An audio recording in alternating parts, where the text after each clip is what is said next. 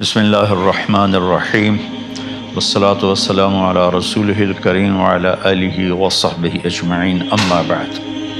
میرے محترم بھائیوں، بہنوں، بچوں، بچیوں، عزیزوں، جاننے والے، نہ جاننے والے، السلام علیکم ورحمۃ اللہ وبرکاتہ۔ کچھ دنوں سے میں قرآن سے اللہ کی پسندیدہ ہستیاں کون ہیں، کہ اللہ کس کو پسند کرتا ہے، ولی دوست کو کہتے ہیں۔ تو اللہ کا دوست کون ہے؟ وہ یہ کوئی وراثتی چیز نہیں ہے کہ بڑے اولیاء اللہ تھے تو اب ان کا بیٹا بھی انہی جیسا ہوگا۔ ہمارے یہاں وراثت چلتی ہے کہ بڑے بزرگ کا بیٹا بھی بزرگ بن جاتا ہے، چاہے وہ کلین شیو ہو، وہ لوگ اس کے پاؤں چوم رہے ہوتے ہیں، جہالت ہے۔ تو آج میں تھوڑا سا سورہ بنی اسرائیل ہے، اس میں بھی سارے اخلاق بیان ہوئے۔ میرے بھائی بہنوں، ایمان لانے کے بعد انسان بنتا ہے، اور اس کے بعد اس کی قیمت، اس کا بڑا پن، اس کی وجاہت، اس کی شرافت وہ پیسوں سے نہیں ہوتی۔ پیسوں سے انسان مالدار تو ہو جاتا ہے، بڑا نہیں بنتا، بڑا نہیں بنتا۔ ہمارا علم غلط ہو گیا۔ بڑا بڑا بندہ جے بولدیاں 3 ملن، یہ 200 مربع، یہ نوابہ فلانا ہے، نوابہ فلانا ہے۔ میرے بھائیو، یہ بالکل غلط علم ہے۔ بڑا وہ ہے جسے اللہ پسند کرے، بڑا وہ ہے جو میرے نبی کی زندگی کے پیچھے چلے، بڑا وہ ہے جس سے اللہ تعالیٰ راضی ہو جائے، باقی سب چھوٹے چھوٹے ہیں۔ تو آج ایک تیسری جگہ سے میں کچھ باتیں قرآن سے عرض کروں گا، جن کا تعلق ہمارے ایمان سے بھی ہے، اخلاق سے بھی ہے۔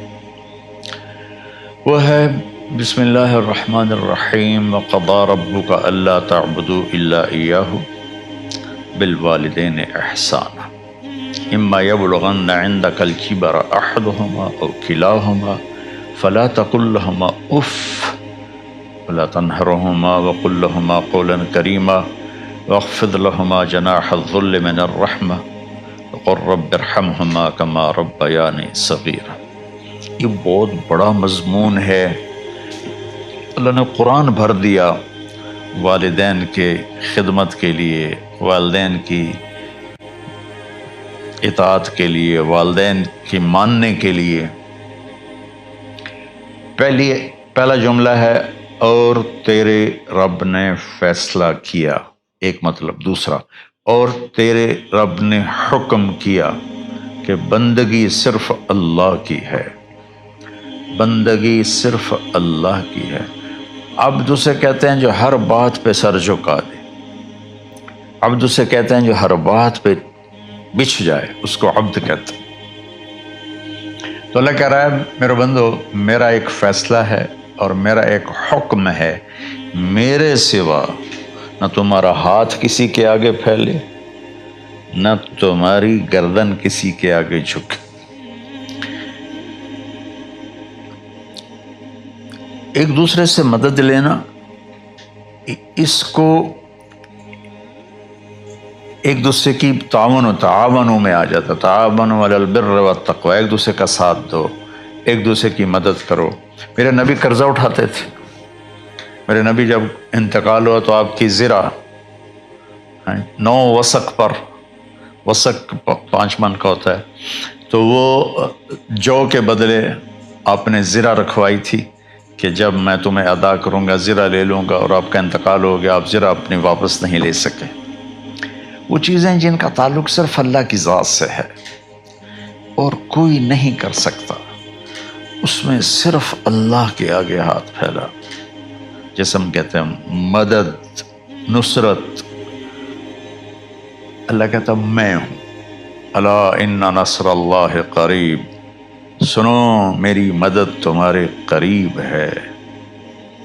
تو اللہ تعبدوا الا ایاہ، بس ایک چھوٹا سا جملہ اللہ نے یہاں کے، چونکہ یہاں اللہ نے والدین اور اخلاق بتانے تھے تو اپنے لیے صرف ایک جملہ بولا، باقی باتیں بھی اللہ کے لیے ہیں، لیکن اللہ نے میری بندگی، اس بندگی سے مراد 5 وقت کی نماز نہیں ہے، حج، روزہ، زکوٰۃ نہیں ہے اس کی مراد، یہ ساری باتیں داخل ہیں، اور اس کے ساتھ 24 گھنٹے کی زندگی اللہ کی مرضی پر گزارو، نفع آئے تو شکر ادا کرو، نقصان ہو تو صبر کرو، برداشت کرو، پھر بھی شکر ادا کرو، کہ میرا رب یہ کہہ رہا ہے کہ میں نے صرف اللہ سے تعلق جوڑنا ہے۔ اللہ کے نبی نے اپنے چچا زاد بھائی عبداللہ بن عباس سے فرمایا کہ یا غلام، اے نوجوان، اسی کا بکلمات فاحفظہ، میں تمہیں چند باتوں کی وصیت کرتا ہوں، کیا؟ احفظ اللہ، احفظ اللہ یحفظک اللہ، یحفظک اللہ، اللہ کے اوامر کی حفاظت کر، اللہ تیری حفاظت کرے گا۔ احفظ اللہ تجدہ تجاہک، تو اللہ کے اوامر، اسلام، حلال حرام کی پہچان کر کے زندگی گزار تو اللہ کو ہر وقت تو اپنی مدد کے لیے تیار پائے گا۔ اور لمبی حدیث ہے، بنا عشاء کی نماز کا وقت ہو رہا ہے، اس میں وہ جملہ جو اس میرے مضمون سے متعلق ہے، وَإِذَا سَأَلْتَ فَاسْأَلِ اللَّهِ، جب بھی مانگو اللہ سے مانگو، جب بھی مانگو اللہ سے مانگو، اللہ کے سوا کوئی دینے والا نہیں ہے، صرف اللہ ہے دینے کے لیے۔ وَإِذَا اسْتَعَنْتَ فَاسْتَعِنْ بِاللَّهِ، اور جب مدد کے لیے ہاتھ اٹھاؤ تو صرف اللہ کو پکارو، جب ضرورت حاجت کے لیے، مدد کے لیے ہاتھ اٹھاؤ تو اپنے اللہ کو پکارو۔ تو یہ حدیث کی بات بھی ہے، جو قرآن کی بات بھی ہے۔ اس کے بعد آگے اللہ کہتا ہے وَبِالْوَالِدَيْنِ إِحْسَانًا، اور اپنے والدین کے ساتھ احسان کرو۔ احسان کا کیا مطلب ہے؟ اللہ آگے اسی کی تشریح کر رہا ہے۔ ویسے احسان کا مطلب عربی میں ہوتا ہے، یہ جو ہمارا اردو کا احسان ہے، میں تیرے تو احسان کیتا ہے تو ہوں میں نالے کی کر رہے ہیں، یہ بھی مطلب ہے، لیکن احسان کا اصل مطلب ہوتا ہے، احسان حسن سے ہے، حسن، حسن سے الف، 2 الف ملے اور احسان بن گیا۔ احسان کا مطلب ہوتا ہے کسی بھی کام کو جو دنیا کا ہے، دین کا ہے، اسے انتہائی خوبصورت طریقے سے کرنا۔ جیسے کسی دلہن کا میک اپ ہوتا ہے نا، تو 5-6 گھنٹے 4 گھنٹے کے بعد وہ کہتی ہے، جو ہوتی ہے اس کا میک اپ کرنے والی، کہ جی بس یہ مکمل ہو گیا ہے اور اب اس سے آگے نہیں ہے۔ تو آخری انتہا، اچھائی کی آخری انتہا پر پہنچ کے کام کرنے کو احسان کہتے ہیں۔ تو میرا اللہ کہہ رہا ہے، میرے بندو، اپنے والدین کے ساتھ وہ کرو کہ جو بھلائی کی، خدمت کی، ماننے کی آخری حد ہے۔ سبحان اللہ۔ وبالوالدین احسان، بالوالدین پہلے ہے، احسان بعد میں ہے۔ اللہ تعالیٰ نے باقی سب کو پیچھے کر کے فرمایا کہ دیکھو، خاص طور پہ ماں باپ کے ساتھ وہ رویہ کرو کہ ان کے دل سے دعائیں نکلیں۔ چند دن پہلے ایک والد یوں ہاتھ اٹھا کے کہہ رہا تھا اپنے بیٹے، اکلوتا بیٹا، میں منگنا اللہ کو لو، اللہ تینوں چاہ لگے۔ باپ بیٹے کے لیے یہ دعا مانگ رہا تھا، اور بیٹا اکیلا ہے، یہ بد دعا باپ کر رہا تھا۔ تو بھائیو، ایسی اولاد نہ بنو جس ماں نے پیٹ میں 9 مہینے اٹھایا، پھر جننے کی تکلیف برداشت کی۔ ایک شخص آیا حضرت عبید بن عمیر کے پاس کہ حضرت، میں نے ماں کو اپنے کندھے پہ بٹھا کے پیدل حج کرایا ہے، مینا لے گیا، عرفات لے گیا، مزدلفہ، پھر مینا، پھر مکہ، تو کیا میں نے ماں کا حق ادا کر دیا؟ میں نے فرمایا ولا تلقۃ واحدہ، بیٹا ابھی ایک تلقہ کا حق بھی ادا نہیں ہو۔ تلقہ کسے کہتے ہیں؟ جب بچہ پیدا ہونے کا وقت آتا ہے تو ماں کو دردوں کی لہریں اٹھتی ہیں، وہ اتنی خوفناک ہوتی ہیں کہ ماں چیخ چیخ کے رہ جاتی ہے، اور بعض اوقات ڈلیوری لیٹ ہو جاتی ہے تو وہ تڑپتی ہے، روتی ہے۔ وہ جو لہریں ہیں نا پیٹ میں آتی ہیں جاتی ہیں، آتی ہیں جاتی ہیں، ایک لہر جو درد کی اٹھتی ہے اس کو کہتے ہیں طلقہ۔ میں قربان جاؤں، انہوں نے فرمایا بیٹا ابھی تیری ماں نے جو تجھے جنا تھا اس وقت جو تجھے درد، وہ تیری ماں نے درد کی لہریں برداشت کی تھی، اس میں سے ایک لہر کا بھی حق ادا نہیں ہوا، یعنی کہ حق ادا ہو ہی نہیں سکتا۔ یہ مطلب کہ حق ادا ہو ہی نہیں سکتا، کہ بیٹا ابھی ایک کا بھی نہیں۔ پھر حضرت عبداللہ بن عمر سے ایک شخص نے پوچھا کہ اچھا یہ جو آدمی تھا یہ خراسان، یہ ایران میں ہے اور افغانستان میں، یہاں سے ماں کو پیدل کندھے پہ بٹھا کے مکے پہنچا تھا، اندازہ لگا اس نے کتنی مشقت اٹھائی۔ اور عبید اللہ بن عمر کہتے ہیں بیٹا ابھی ایک لہر کا حق ادا نہیں ہوا۔ یہی سوال حضرت عبداللہ بن عمر سے کیا ایک شخص نے کہ حضرت میں نے اپنی ماں کو حج کرایا ہے، سارا میں نے پیدل کرایا ہے اور کندھے پہ اٹھا کے کرایا ہے، تو کیا میں نے ماں کا حق ادا کر دیا؟ ولا ظفرۃ واحدہ ولا ظفرۃ واحدہ۔ کہ بیٹا تیری ماں نے تجھے پالتے ہوئے جو تھک تھک کے لمبے لمبے سانس لیے، ہوکے بھرے، ابھی ایک ہوکے کا حق بھی ادا نہیں ہوا، یعنی حق ادا ہو ہی نہیں سکتا۔ تو احسان کے آگے تشریح آ رہی ہے۔ تو آج میں صرف اتنی بات کروں گا کہ میرے بھائیوں، میری بہنوں، میرے بچوں، میری بچیوں، اللہ کے واسطے ماں باپ کو دکھ نہ دینا ورنہ اللہ بھی ناراض ہو جائے گا۔ چند دن پہلے ایک بچہ بچی میرے پاس آئے، دونوں میڈیکل اسٹوڈنٹ تھے، کہ ہم شادی کرنا چاہتے ہیں۔ تو بچی نے کہا جی میرے والدین ناراض ہیں، وہ نہیں، اس رشتے پر راضی نہیں ہیں۔ تو میرے باپ کہتے ہیں اگر تو نے یہاں رشتہ کیا تو تیری میری ایک درمیان خط آئے، کھچ جائے گا خلیج، ہم اس پار نہیں آئیں گے تو اس پار نہیں آئے گی۔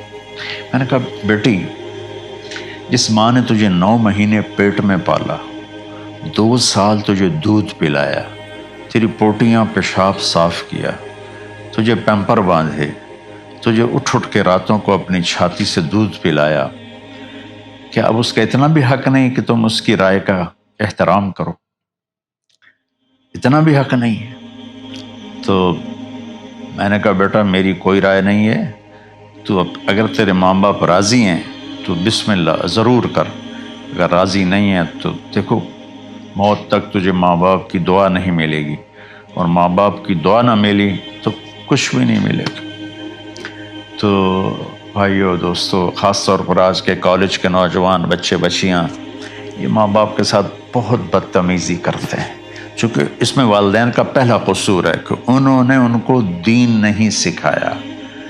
بچپن میں انگلش میڈیم اسکول، پھر او لیول، پھر اے لیول، تو انہیں کیا پتہ ماں کون ہے باپ کون ہے۔ ایک پرانی بات ہے، ایک شخص اپنے بیٹے کو لے کر آیا کہ یہ میرا بچہ ہے اور یہ فلاں جگہ شادی کرنا چاہتا ہے، اور ہم میں سے کسی کی رائے نہیں ہے، اور یہ مانتا نہیں ہے، اور اس کے ساتھ اس نے نا دھاڑے مار کے رونا شروع کیا۔ تو میں نے بچے کو دیکھا تو یوں کر کے بیٹھا تھا، اس کا باپ رو رہا ہے، ہچ کیوں تو ایسے بیٹھا ہو۔ تو مجھے اچانک خیال آیا، میں نے کہا شیخ صاحب اس کو کہاں پڑھایا تھا؟ کہا جی امریکن اسکول۔ اس کے بعد آسٹریلیا بھیجا تھا مزید تعلیم کے لیے۔ ان کے شیخ صاحب اس بچے کا کوئی قصور نہیں، آپ کا قصور ہے، اس کو تو پتہ ہی نہیں میری ماں کیا ہے، میرا باپ کیا ہے۔ ایک ہماری تہذیب تھی وہ ختم ہو گئی ہے، اس میں علم نہیں بھی تھا تو ماں باپ کا۔ میں نے اپنی آنکھوں سے دیکھا، میں نے اپنے دادا کو دیکھا لیکن مجھے یاد نہیں، لیکن جو میرے دادا کے چھوٹے بھائی تھے ان کو میں سنبھلتا ہوں، ان کو میں نے دیکھا ہے، 3ری 4تھی جماعت تک میں تھا۔ 61 میں ان کا انتقال ہوا، میری 9 سال عمر تھی، تو 8 سال۔ ان کے بیٹے جوان تھے، اور ڈیرے میں جب وہ بیٹھتے تھے تو ان کے بچے ان کے سامنے نہیں بیٹھتے تھے، ان کی پیٹھ کے پیچھے بیٹھتے تھے۔ اتنا ادب، حالانکہ چاروں کے چاروں دین نہیں جانتے تھے، تہذیب تھی، ثقافت تھی، جو آج کی تہذیب نے ہم سے سب کچھ چھین لیا۔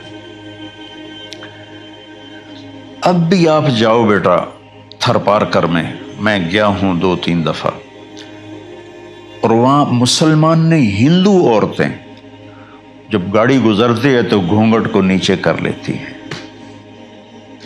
اپنا چہرے کو فوراً چھپا لیتی ہیں۔ تو خیر بہرحال میں نے کہا شیخ صاحب اس بچے کا قصور نہیں، آپ کا قصور ہے، تو میرے بچوں اپنے ماں باپ کو خوش کرو، راضی کرو، ان کا راضی ہونا اللہ کی رضا ہے۔ میں اس کی تفصیل انشاءاللہ آگے بتاؤں گا، آج میں صرف اتنا ہی میں نے تمہید باندھی ہے کہ ماں باپ کا کیا مقام ہے، ان کی کیا عزت ہے۔ ایک شخص آیا، یا رسول اللہ میرا باپ میرے پوچھے بغیر میرا مال خرچ کر لیتا ہے۔ آپ نے کہا بلاؤ، چونکہ بچے کا ذاتی مال اگر ہو تو شرع کے لحاظ سے باپ پوچھ کے استعمال کرے، بغیر پوچھے استعمال نہ کرے۔ جب اسے پتہ چلا کہ میرے بیٹے نے شکایت کی ہے، تو عرب کی شاعری تو مشہور تھی، انہیں دل دل میں کچھ اشعار پڑھے۔ جو آیا تو جبریل پہلے آ گئے، یا رسول اللہ اللہ تعالیٰ کہہ رہے ہیں آپ اس سے پوچھیں وہ شعر بتاؤ جو تیرے کانوں نے تو نہیں سنے، تیرے دل میں آئے تھے اور اللہ نے سن لیے۔ تو اللہ کے نبی نے فرمایا بھائی تیرا انشاءاللہ کیس سنتے ہیں، لیکن پہلے وہ شعر سناؤ جو تم نے تو نہیں کہے زبان سے پر اللہ نے سن لیے۔ تو پھر اس نے وہ اشعار پڑھے، اور اس کے آگے کیا ہوا یہ میں انشاءاللہ اگلے کلپ میں بتاؤں گا کہ باپ کا کیا مقام ہے، ماں کا کیا مقام ہے۔ السلام علیکم ورحمۃ اللہ۔